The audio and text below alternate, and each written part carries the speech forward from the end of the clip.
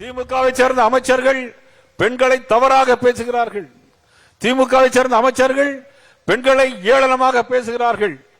விழுப்புரத்திலே ஒரு அமைச்சர் பெண்களை பார்த்து நீங்கள் நின்றால் எவ்வளவு பத்தால் எவ்வளவு என்று கேட்கக்கூடிய அளவிற்கு தாய்மார்களை மதிக்க தெரியாத ஒரு தரங்கெட்ட அமைச்சர்களாக இன்னைக்கு இருந்து கொண்டிருக்கிறார்கள்.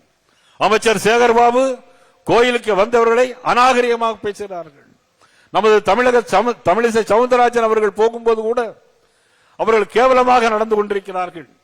மதிக்க தெரியாதவர்கள், தமிழகத்தின் தமிழ் கலாச்சாரத்தை நேசிக்க தெரியாதவர்கள். இன்றைக்கு கரூரிலே ஒரு சம்பவம் நடந்தது. 41 பேர் இறந்து போனார்கள். தமிழகத்துடைய வெற்றி கழகத்துடைய தலைவர் வருகிறார், 12 மணிக்கு வருகிறேன் என்று சொல்லிவிட்டு 7 மணிக்கு வருகிறார். ஆனால் நடந்தது என்ன? அங்கு 41 பேர் இறந்து போனார்கள். உடனடியாக இரவோடு இரவாக முதலமைச்சர் ஸ்டாலின் அவர்கள் வருகிறார்கள். 41 பேருக்கு போஸ்ட்மார்ட்டம் பண்ணப்படுகிறது. யாரை காப்பாற்றுவதற்காக? கரூரிலே இருக்கிற முன்னாள் அமைச்சர் செந்தில் பாலாஜி காப்பாற்றுவதற்காக. அதற்கு அத்தனைக்கும் காரணம், அந்த சாவுக்கு காரணம் செந்தில் பாலாஜி என்பதை இந்த மேடையில் நான் பகிரங்கமாக நான் குற்றம் சாட்டுகிறேன். இதற்கெல்லாம் ஒரு விடிவு காலம் உண்டு. வருகின்ற தேர்தல் முடிந்த பிறகு ஜூன் மாதம் நடைபெறுகிற ஆட்சி மாற்றத்தில் அனைவருக்கும் நீதிமன்றம் போய் சொல்வார்கள் என்பதை இந்த நேரத்தில் நான் கடமைப்பட்டிருக்கிறேன். கள்ளச்சாராயத்தில் கள்ளக்குறிச்சியில் 65 பேர் இறந்து போனார்கள். திமுகவை சேர்ந்தவர்கள் அங்கே குற்றவாளிகளாக இருக்கிறார்கள். விழுப்புரத்திலே 17 பேர் இறந்து போனார்கள். கள்ளச்சாராயம், போதைப் பொருட்கள், எங்கு பார்த்தாலும் போதைப் பொருட்கள், பள்ளிக்கூட வாசலிலே போதைப் பொருட்கள், ஆசிரியர்களே போதை போட்டுக் கொண்டு போகிறார்கள், மாணவர்கள் போதை போட்டுக் கொண்டு ஆசிரியர்களை தாக்குகிறார்கள். இது மாதிரி ஒரு சம்பவம் இது மாதிரி இந்த திமுக ஆட்சியில் தான், மதிப்புக்குரிய ஸ்டாலின் முதலமைச்சராக கூடிய இந்த ஆட்சியில் தான் இப்படி நடைபெறுகிறது.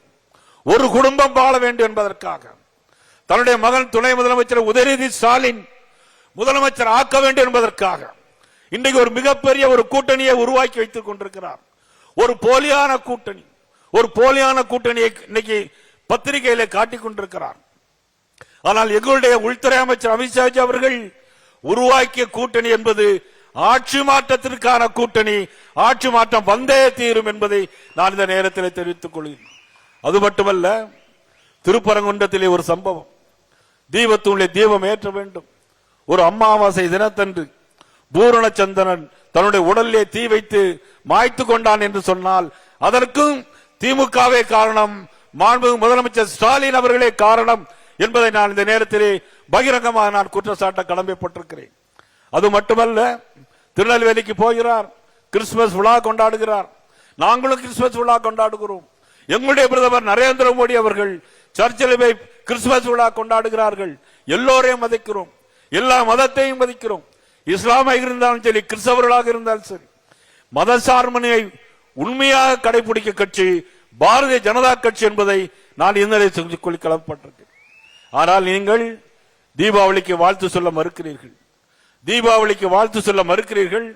ஆனால் நீங்கள் என்ன பண்ணீர்கள்? போலி மதச்சார்மையை கடைபிடிக்கிறீர்கள், போலி மதச்சார்மையை கடைபிடிக்கிறீர்கள்.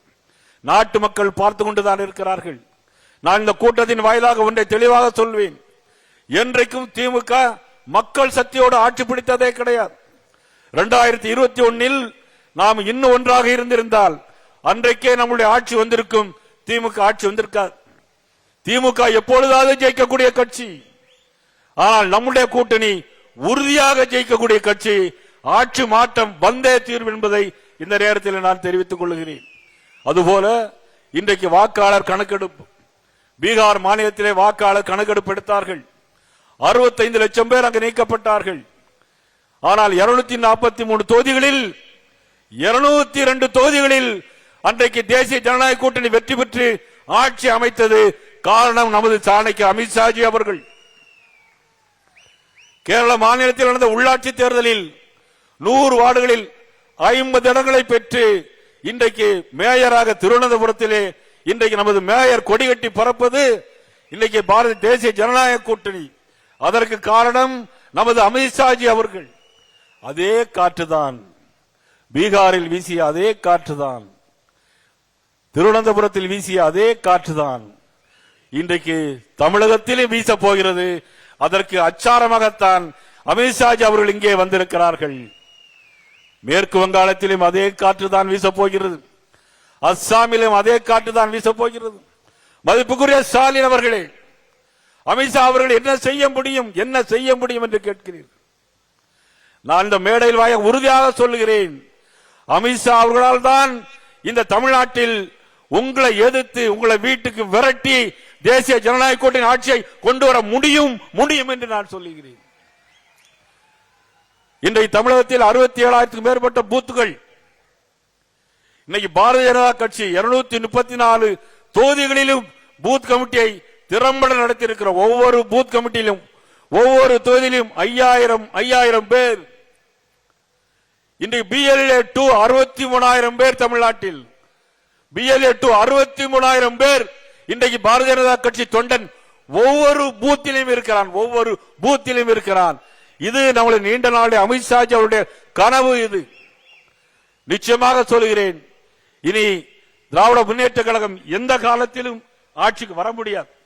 ஆக இந்த தேர்தலில் நிச்சயமாக இன்னும் கூட்டணிகள் நிறைய வரும் என்பதை எங்களது அமித்ஷா அவர்கள் உறுதி செய்வார்கள். உறுதியாக நீங்கள் ஆட்சி மாற்றம் வரும், திராவிட முன்னேற்ற கழகம் ஆட்சிக்கு ஆட்சி விட்டு மாறி போகும் என்பதை புரட்சித்தில் எம்ஜிஆருடைய பாடலை பாடுவார். தர்மம் அரசாளும் போது அதர்மம் அரசாளும் போது தர்மம் வெளியே போகும், தவறு வெளியே போகும்போது தர்மம் உள்ளே வரும்போது ஒரு பாடல் உண்டு. கண்ணை மறைக்கின்ற காலம் வரும்போது தர்மம் வெளியேறலாம், தர்மம் அரசாளும் சமயம் வரும்போது தவறு வெளியேறலாம்.